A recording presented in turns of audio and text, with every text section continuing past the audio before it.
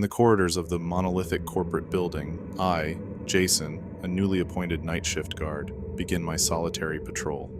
As I walk around, I notice that my uniform feels stiff, a constant reminder of my new role in this steel and glass giant. The echoing of my footsteps against the polished floors creates an eerie rhythm as I pass each floor, each identical to the last. The building is a stark juxtaposition of modernity and something inexplicably ancient, its walls holding secrets yet to be uncovered. My supervisor's warning to avoid the 13th floor, abandoned after a tragic incident, tickles my curiosity like a forbidden fruit. One night, driven by a mixture of boredom and intrigue, I find myself standing before the elevator, its buttons glowing dimly. As the elevator ascends, a sense of foreboding washes over me. The doors slide open with a groan, revealing the 13th floor.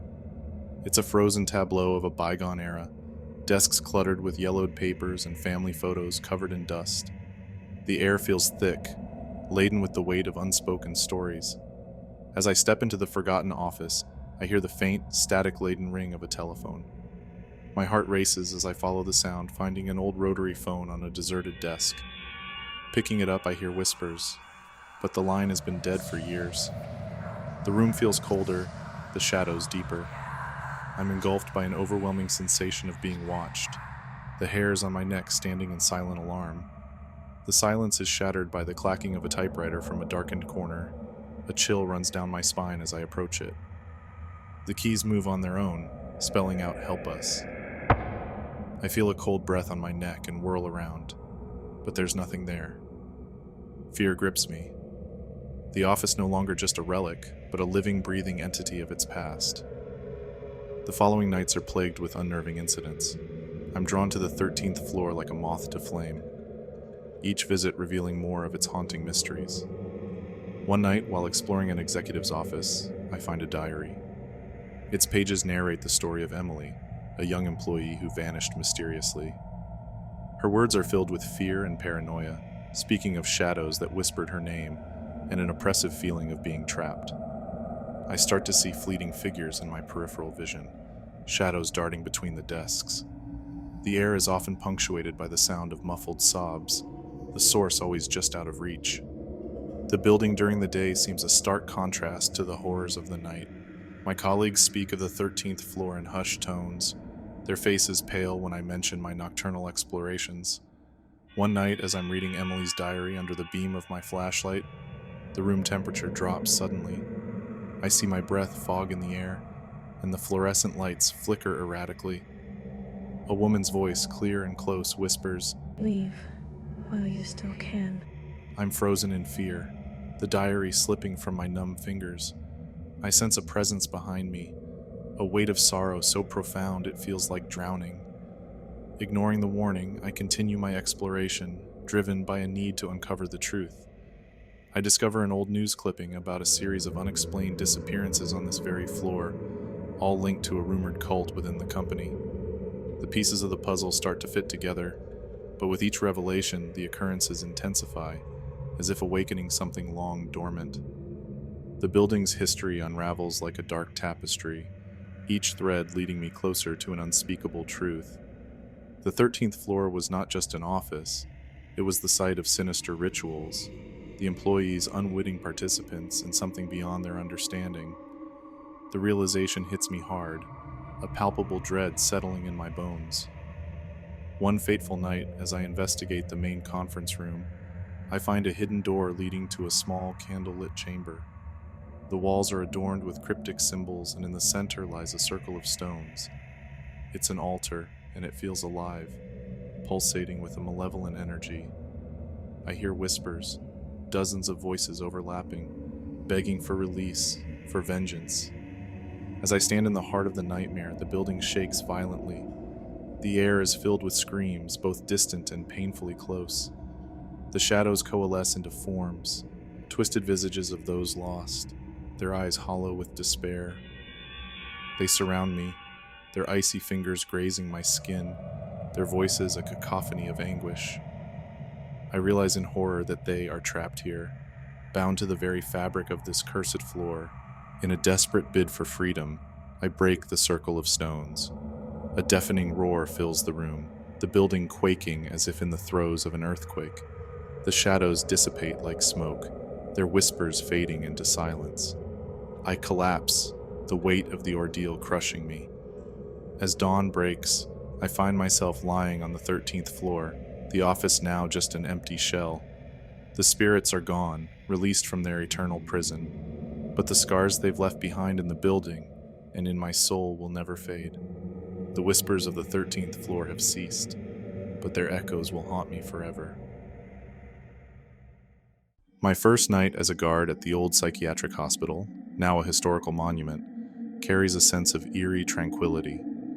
The building, an imposing structure of Victorian architecture, stands as a relic of a bygone era, its spires reaching into the night sky like skeletal fingers. As I make my rounds, the sound of my footsteps echoes through the long, dimly lit corridors, the only disturbance in the oppressive silence. I can't shake off the feeling of being watched, the eyes of history itself seemingly peering at me from every shadowed corner.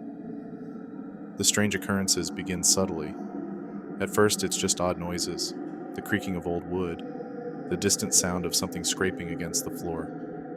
I tell myself it's just the building settling, but a cold unease settles in my stomach. Then come the reflections in the windows, fleeting glimpses of figures that vanish when I turn to look directly.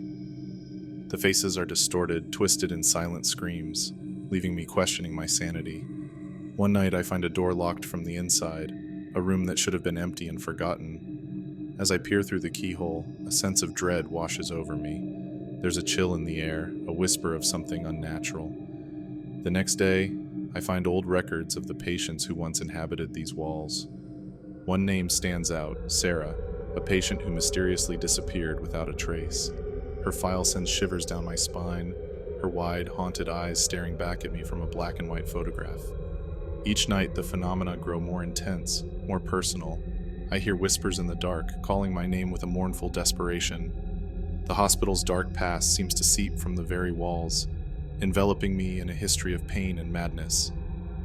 I feel myself being drawn deeper into the mystery of Sarah's disappearance, an invisible thread pulling me towards an unknown, terrifying truth. My investigation into Sarah's past leads me to discover a hidden section of the hospital, long since abandoned. The air is thick with dust and decay, the walls adorned with faded paintings that watch me with sightless eyes. The further I venture, the stronger the feeling of sorrow and rage becomes, an emotional maelstrom left by those who suffered here. I find Sarah's room, a small barren cell with scratched walls, the etchings of a tormented soul. One evening, as the moon casts a ghostly glow over the hospital, the reflections in the windows become more pronounced. They show scenes of the past, twisted visions of patients being subjected to horrifying treatments. I witness Sarah's struggles, her resistance against the cruel methods used to cure her. My heart pounds with a mixture of fear and empathy, the line between the past and present blurring. The locked doors become more frequent, each leading to a room echoing a tragic story. I start finding objects belonging to Sarah, a tattered diary, a broken necklace, remnants of a life once lived. Her diary reveals a secret relationship with a doctor, a forbidden affair that seems to be at the heart of her disappearance. The entries are filled with hope, but as I read on, they become darker, more desperate. Then, one night, the truth hits me like a thunderclap. Sarah was pregnant, and the discovery of her condition would have been scandalous. The entries end abruptly, leaving a haunting silence. My mind races with possibilities. Was her disappearance an escape, or something far more sinister? The hospital seems to close in on me, the shadows whispering accusations and secrets long buried. The intensity of the phenomena reaches its peak. The reflections show me the last days of Sarah's life, her isolation, the fear in her eyes, and a fateful night when she was taken to the surgery room. The images are visceral, a window to a past filled with suffering and injustice. I feel a connection to Sarah, a bond forged through the unveiling of her story. Driven by a need for answers, I explore the old surgical wing, a place where time seems to have stopped. The equipment lies rusted and forgotten, but the air is heavy with the echo of past horrors. In the operating room, I find it evidence of a cover up: hidden files, old medical instruments stained with time, and a small decayed piece of cloth that I recognize from Sarah's diary.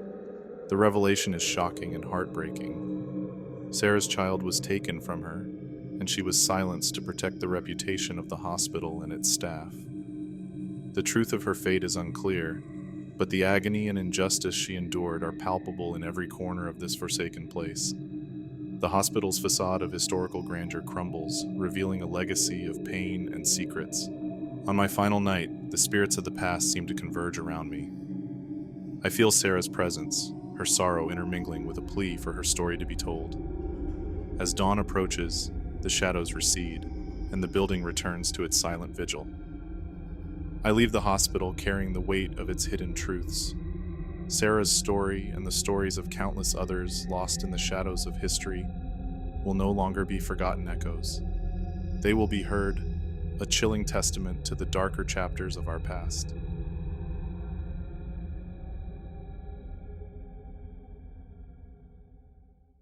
My tenure as a night guard at Marwood Museum, a repository of antiquities, was shrouded in an otherworldly stillness, a stark contrast to its grandiose neoclassical facade.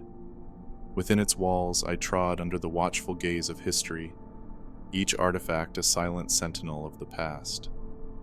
The museum's nocturnal quietude was punctuated only by the rhythmic echo of my footsteps, a lone heartbeat in a slumbering giant. But tonight, the silence was broken by the sudden jarring alarm from the Egyptian exhibit. My pulse quickened as I hastened through the dimly lit corridors, the eerie glow of my flashlight casting long, dancing shadows.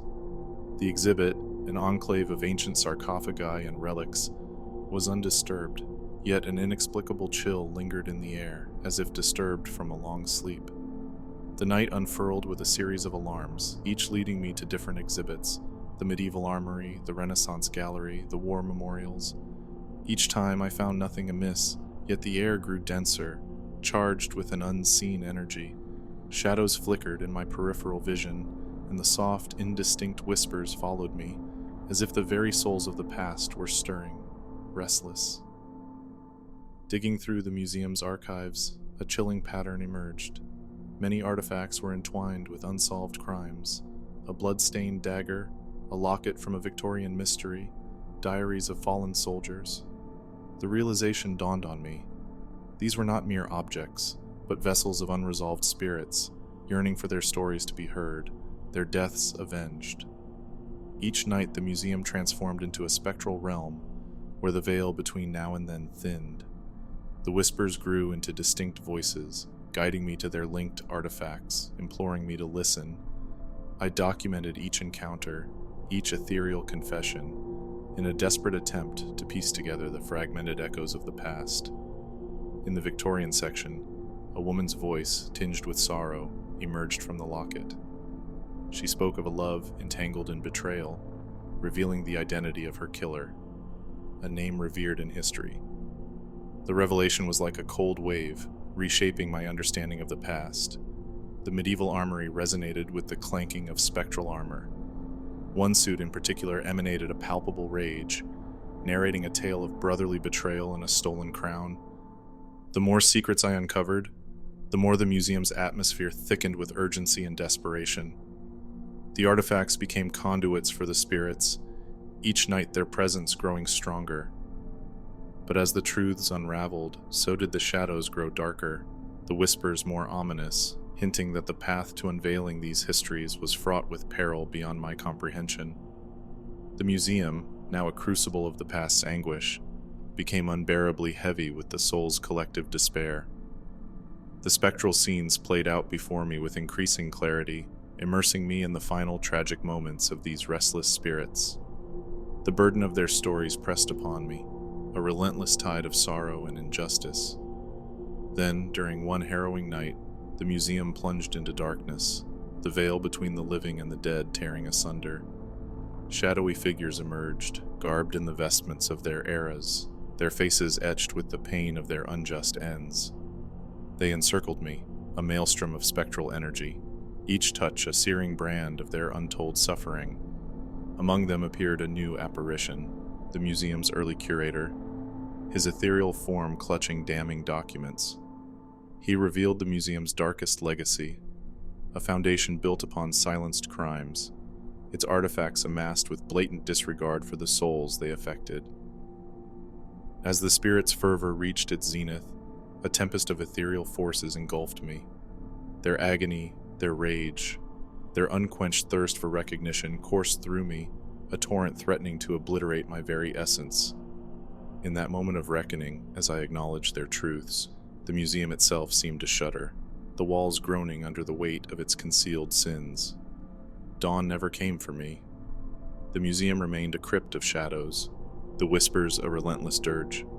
I became a part of its history, another lost soul wandering its halls, forever bound to the echoes of the forgotten, a guardian of truths that were never meant to see the light of day.